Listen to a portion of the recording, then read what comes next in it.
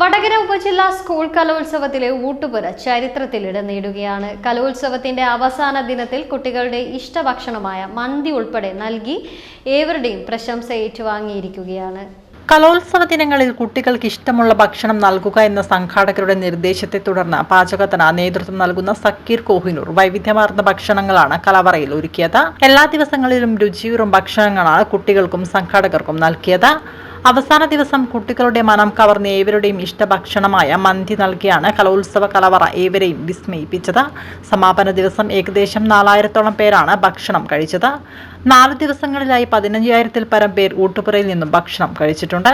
ഭക്ഷണ കമ്മിറ്റി നമ്മൾ വിളിച്ച് ഭക്ഷണത്തിന്റെ കാര്യങ്ങൾ ആലോചിച്ച് ചർച്ച ചെയ്തപ്പോൾ തന്നെ കമ്മിറ്റി മുന്നോട്ട് വെച്ചത് കുട്ടികൾക്ക് വേണ്ടിയുള്ള ഭക്ഷണമായിരിക്കണം എന്നാണ്. അത് പൊതുവെ അങ്ങനെ ഉണ്ടാവും. നമ്മൾ ഈ ഒരു എക്സ്പീരിയൻസ് വെച്ചിട്ട് എപ്പോഴും മുതിർന്നവർ നിർണ്ണയിക്കുന്ന മെനു ഉണ്ടാവും. പക്ഷെ ഇവിടുത്തെ സംഘാടകർ മുന്നോട്ട് വെച്ചത് നിങ്ങൾ കുറെ കലാലയം ജോലി ചെയ്യുന്നു, കുട്ടികൾക്ക് വേണ്ടിയുള്ള ഭക്ഷണം തയ്യാറാക്കണം. അപ്പം കുട്ടികൾക്ക് വേണ്ടി മെനു ഉണ്ടാക്കുമ്പോൾ നമ്മൾ കുട്ടിയാവണം. പൊതുവെ ഈ ഒരു സമയത്ത് കാണുന്ന കുട്ടികൾക്ക് ഇത്തരം ഭക്ഷണങ്ങളോടാണ് കൂടുതൽ താല്പര്യം. ചിക്കൻ മന്തി എന്ന് പറയുന്നത് ഒരു ആസ് എ ഷെഫ് എന്ന നിലക്ക് ശരിയാണെന്ന് ഞാൻ പറയില്ല.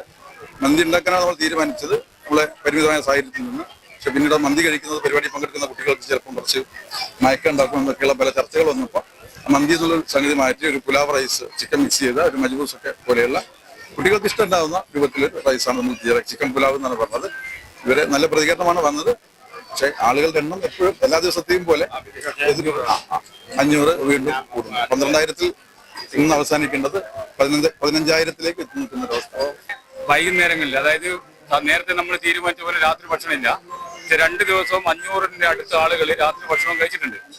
അത് നമ്മൾ നേരെ തീരുമാനിക്കുന്നതിനപ്പുറത്തേക്ക്, അതായത് ഇവിടെ വരുന്ന കുട്ടികൾക്ക് നമ്മൾ ഭക്ഷണം കിട്ടാതെ ഒഴിവാകരുത് എന്നുള്ള രീതിയിലേക്കാണ് മുഴുവൻ ദിവസങ്ങളിലും 2 ദിവസങ്ങളിലും രാത്രി ഭക്ഷണം തീരുമാനിച്ചത്, കൊടുക്കുകയും ചെയ്ത്. ആദ്യ ദിവസം 1,500 ആളെ ബിരിയാണിയാണ് വെച്ചത്. പക്ഷേ രാത്രി ഏകദേശം 280 ആളുകൾ രാത്രിയും ഭക്ഷണം കഴിച്ചിട്ടുണ്ട്. എന്തിനായാലും നല്ല രീതിയിലാണ് ഈ ഫുഡ് കമ്മിറ്റി ആയാലും ഈ സ്കൂളിന്റെ PTA എന്ന രീതിയിലേക്ക് ഇതിനെ സഹായിച്ചു പോകുന്നത്.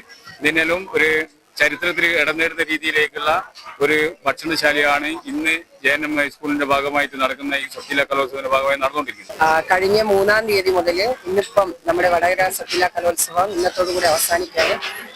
ഈ ഒരു നാടിന്റെ ഒരു ആഘോഷമായി ഉത്സവമായി മാറ്റാൻ കഴിഞ്ഞിട്ടുണ്ട്. ഏറ്റവും പ്രധാനപ്പെട്ടത് എന്ന് പറയുന്നത് കുട്ടികളുടെ അവര് പരിപാടിയും പങ്കെടുക്കുന്നതിനേക്കാളും ഭക്ഷണം ഏറ്റവും മികച്ചതാക്കി കൊടുക്കാൻ കഴിഞ്ഞിട്ടുണ്ട്. അതിന് പിന്നെ നാട്ടുകാരുടെയും പൂർവ്വ വിദ്യാർത്ഥികളുടെയും ഒക്കെ വലിയ സഹായം നമുക്ക് കിട്ടിയിട്ടുണ്ട്.